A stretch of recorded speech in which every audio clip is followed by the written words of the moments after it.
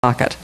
Well, then you get drum beats, and cops rush in, they drag him out, a very dramatic video, and the voiceover says, he stole $400 and he got 4 years in prison.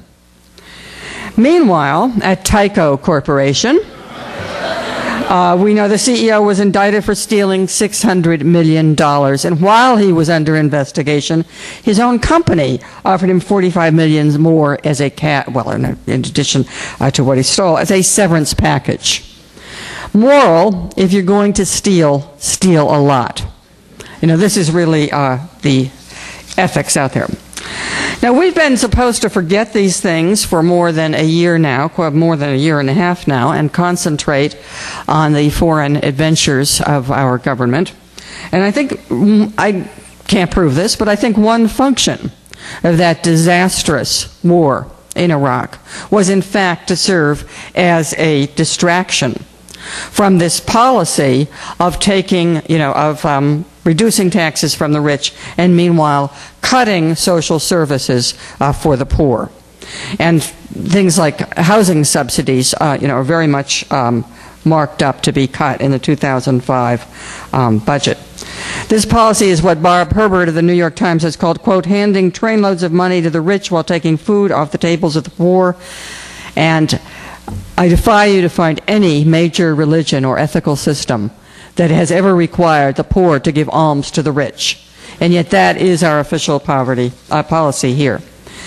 Now,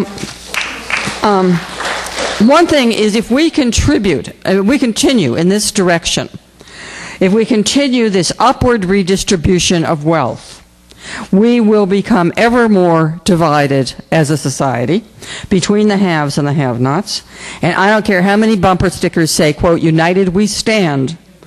We are becoming a society divided between the gated communities on the one hand and the trailer parks and the tenements on the other. Now, Bill is going to talk more about how this came to be and what can be done, right? But I just want to end by saying one thing.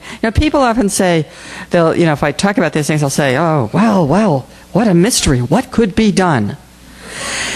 So much of what needs to be done is to stop what's being done now.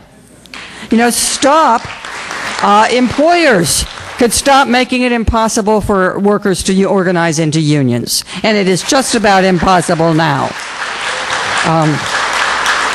We could stop the relentless decline in affordable housing. It's getting to the point where the #1 public housing project that our government has is the penitentiary system. Everything else is disappearing.